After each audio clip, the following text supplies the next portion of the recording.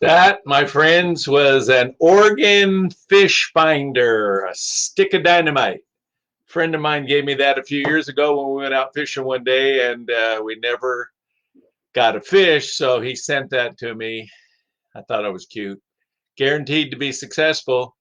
Light it, send it on its way, and fish will float to the top, guaranteed. Hi, friends. This is Pastor George again tonight from Florence, Oregon, Florence Foursquare Church. And I'm really glad that you're here to spend some time with us on our words of hope. And hope you had a good day. And I'm glad you're getting tuned in. And I'm going to share something tonight that I just hope brings hope to you and encourages you, because that's what this is all about. The quiz that we're going to do, the little trivia that we're going to do tonight is, if you had an opportunity to learn language and you could learn it easily, you just decided that you wanted to, what would be your second language that you would like to learn? Just type that in.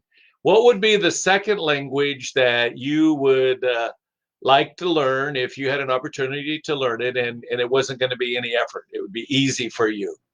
And we'll just see how that goes. Hey, James, how you doing tonight? Good to see you. And anyhow, be interesting to see how many different languages show up. Somebody said, I have a hard enough time mastering the English language without thinking about a second one. Hi, Debbie. Hope you're doing good out there in the South 40. So what language would you like to learn if you could? A second language. You know, one time I was fishing up in Newport, and we were bottom fishing, and that means we were fishing for lingcod and black snapper and or black rockfish. And while we were up there fishing, we were just into the fish. We're about 7 miles south of the jetties. And we were just fishing up a storm and not paying attention to anything because the fishing was good. And we were just yarding the fish in one right after another. And it was kind of a foggy day. The sun wasn't out, but it was a nice day. And all of a sudden I realized we weren't paying attention to the weather. And when I looked up, the ocean was just as rough as a cob, and we didn't notice it because we were drifting. We had drifted quite a ways, and I couldn't see the jetties because it was foggy, and I could just see that these wind waves were one right after another. And I told everybody, we better go and better start heading back. And these waves were coming in. They were white caps, and they were on top of swells, and there was probably 6-8 feet tall, and they were really close together. And I had about a 21 or 22 foot boat, and we started back, and I had a GPS on my boat, and it showed that I was 7.2 miles from the jetty tips.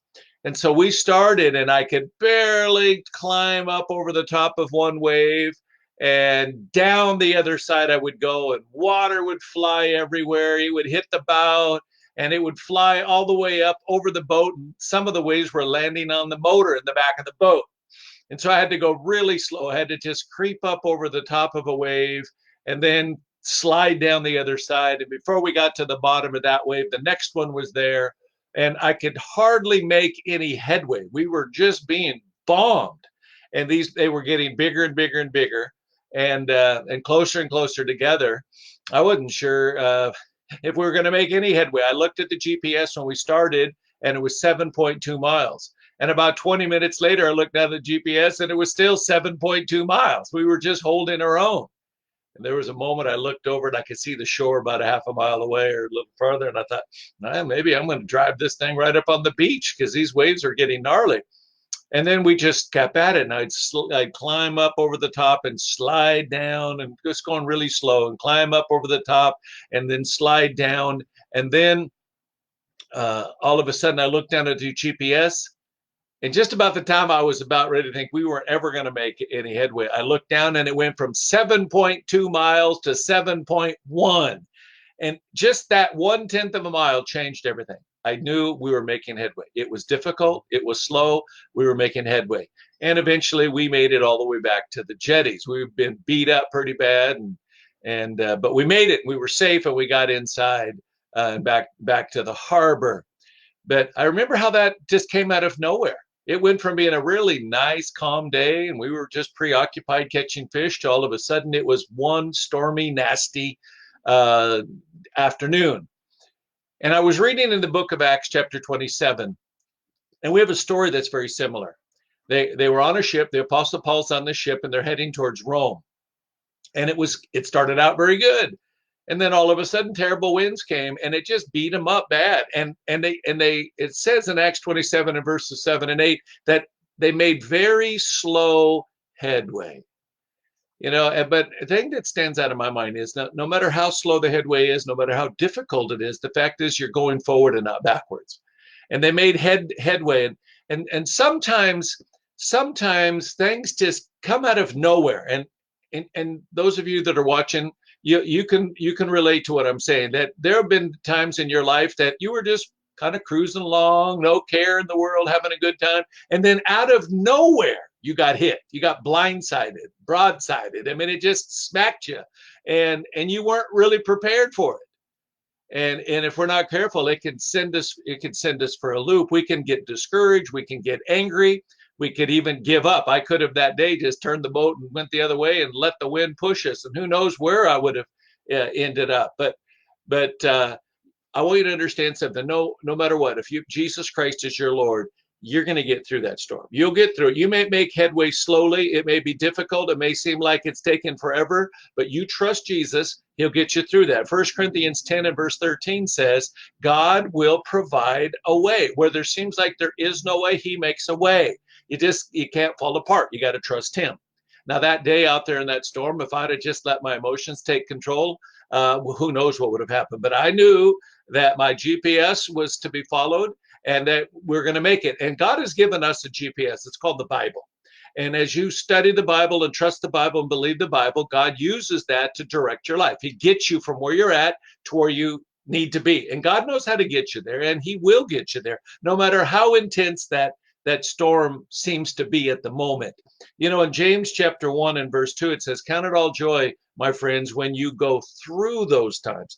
Now, the operative word is this: when you go through. He didn't say count it all joy when those things happen to you. He said count it all joy when you go through those, when you make it to the other side. There's always another side. The sun will come out again. There's light at the end of the tunnel. We will get through to that spot that we're supposed to be. Because remember this is something that this sentence that I'm going to share with you, this phrase, it has impacted my life for a long time. Somebody shared this with me a number of years ago, and it goes like this: what the Lord brings you to, he will take you through.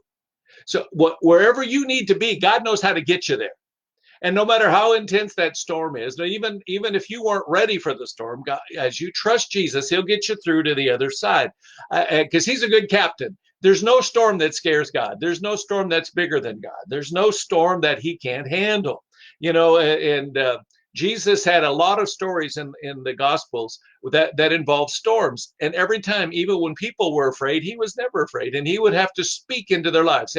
And the storms that were in the Gospels that Jesus was a part of always came out of nowhere. See, those are the storms that can throw us for a loop. If you know a storm's coming and you have plenty of time to prepare, you can have a better response. But if a storm comes out of nowhere that you're not prepared for, it can catch you off guard, and your response can be a little shaky at times. And that's when the Lord has to come alongside and say, it's okay, I'm still Lord, I'll still get you through here. I'm going to get you to the other side, and the storm will pass. I remember one time in the Navy, back in 1974, 75, we were right at the North Atlantic. We'd come out of the Med into the North Atlantic, and it was the middle of winter, and a terrible storm. I mean, a storm like I had never seen before hit us. And I remember we were on a CLG, a light cruiser, guided missile light cruiser, a pretty good sized ship. Anyhow, we were coming along, and all of a sudden the storm came, and it was batting down the hatches. You're not supposed to go outside. You're not even supposed to open the hatch to look outside. And it was a storm of great intensity, bigger than I'd ever seen in my life. The seas were somewhere around 100 feet tall with the swell and the wind. And we took a peek outside anyhow. It didn't even look real. That storm was so intense. And those monster waves, it was like that movie, The Perfect Storm. And we were that little ship. I mean, it was this massive storm. and the ship would go up, and then it would come down on the other side of the wave. And this big ship would have waves that would go over the bow, over the 5-inch cannons, over the 6-inch, all the way up to the base of the quarterdeck. And that was a long ways up. And but I never was worried. I never even thought about anything bad happening. You know why? Because we had a really good captain. And as long as that captain was in charge, I knew we were going to make it. It may be slow headway. I mean, we may have to get battered a bit negotiating that storm, but I knew that we were going to make it, and I wasn't a bit worried or nervous about it because we had a captain that was in charge of that ship that knew what he was doing. And let me tell you something, my friends. You and I both, as Christians, have a captain. His name is Jesus. He's in charge. He knows how to negotiate whatever storms come our way. Well, in that story in the book of Acts that I was telling you about, in Acts chapter 27, after getting bombarded for a little while, they finally made it to a port. And they were safe, and they took on some supplies, and they fixed their ship. And the weather was really nice. And it says that it was warm, and there was a gentle breeze blowing. And they decided, you know what, I think we'll head back out to sea again. Even though God had said through the Apostle Paul, don't do it. You shouldn't leave. But they thought they knew better than God. Sometimes we get ourselves in a pickle because we think that we know better than God. And so we make some decisions that has some adverse things that happen to us, consequences. Anyhow, it says that it was a gentle breeze, and so they just headed out to sea, and I thought to myself, when things go smooth in our life, too smoothly in our lives, and we don't have a care in the world, everything's hunky-dory, and we're doing just fine, we have a tendency to let down our guard spiritually. See, there are people right now that are seeking God probably more than they have maybe ever in their lives because of what's going on in the world. It scares them. It's intense. Their financial situation could be insecure, unsure, their health, so forth, so on. That has a tendency. Those are storms. They have a tendency to get us focused on God. But when we get by those things, many times we have a tendency to let down our guard spiritually, and we kind of drift along. And well, that's what happened in Acts chapter 27. It became just a real calm, smooth time. So, okay, let's go. And off they went again. And they hit a storm that was worse than any they'd ever been involved in their life. And they never saw the sun, moon, or stars for more than 14 days. It was so bad that they just let the wind push them wherever it wanted to push them. And then they started scrambling. They started throwing things overboard. They started doing everything they could to kind of to survive. And we do that too. When we get scared, especially in the spirit realm, we start quitting this and doing something else. And we promise God that if you save me out of this, I'll do something or be something or whatever. And that's what was going on. They were scared to death. These were experienced seamen, but they were scared because of the storm. So they're just throwing things overboard, throwing things, getting rid of things. And it says they were ready to quit. They weren't sure they were even going to make it. And then the Apostle Paul, who knew Jesus. See, in the middle of every storm, God has somebody who can stand up in that storm and say, you know what, I know God, I serve God, and He's in charge of my life, and we'll make it if you trust Him. And see, that's where you and I can come in, that maybe as a Christian, you and I are in the middle of the same storm as somebody else is, and they're responding frantically by throwing everything out of their lives, doing everything they can to try to survive. And God may use you to come alongside somebody and say, you know what, I serve God that's bigger than this storm, and He's going to get us through it, and He'll get you through too. And the apostle Paul wasn't a bit afraid. Everybody else on that ship was afraid, but he said, you know what? I know God. I trust Him and I serve Him, and I'm not afraid. Matter of fact, you can quit throwing things overboard because I'm on board the ship, and God's going to get me to where we're supposed to go. So you can trust that to be the truth. And I read a story that sometimes when we can't figure out why things happen, why this storm, and how did I end up in this situation, and why did I end up in this situation? Because of the storm. There was a story about a man who was on a ship that sank at sea, got caught in a terrible storm. It sank. He survived, but he washed up on a deserted island. And after he kind of came to, he looked around, and there was no sign of life. He walked over the island looking for signs of life. Nothing. He looked out in the horizon, hoping that maybe he could see a ship, something, searching for him. Nothing. For day after day, he did it. He prayed, God, I just hope you'll send somebody to rescue me, and nothing. And finally, he gave up hope. And so he kind of built himself a little lean-to. He found some driftwood, and he made a little lean-to cabin, and he took sticks and branches, and he put a roof on it. And it was out in the South Pacific where they get a lot of thunderstorms. And so then one day, uh, he decided he better go out and start broadening his search areas so he could find food. While he was gone, a thunderstorm hit, and there was lots of lightning. So he kind of hid next to a tree in the hollow of a tree. After it passed, he went back to his hut that he had built, and it had caught on fire. Lightning had hit it, caught on fire, and it burnt to the ground. He was devastated. God, why did you let this happen to me? And where are you at? And this is terrible. And same thing that you and I do when things don't go the way we wish they would go. And finally, he just basically cried himself to sleep, laying down underneath a tree, because his hut had burnt to the ground. It was still smoking and still had fire flames. And he fell asleep. And in the wee hours of the morning, he was awakened by a horn from a ship. And he got up and he looked, and he saw this ship coming towards the island. And it got closer and closer. And then they let down a lifeboat, and the lifeboat came to shore. And he said, "What are you doing?" He said, "How did you know that I was here?" And they said, "We saw your smoke signals last night." Let me tell you something. Sometimes when we don't understand something and why it's happening, God is at work. And there are smoke signals going up, and we think it's nothing but ashes, nothing but ashes.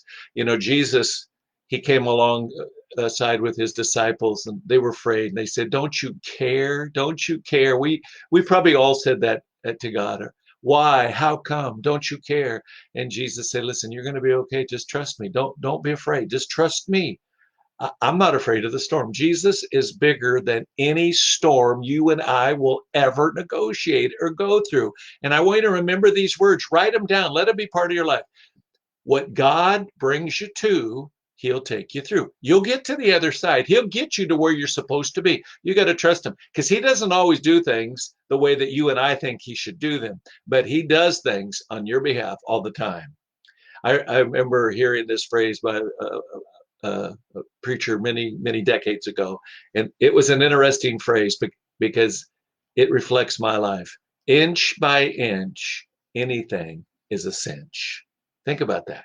Sometimes we only make it an inch at a time, but you're making it an inch. They made slow headway. It was difficult, but they made headway. Inch by inch, anything is a cinch. Remember that, my friends. Tonight, as you go to sleep, don't worry about your situation. There are smoke signals going up.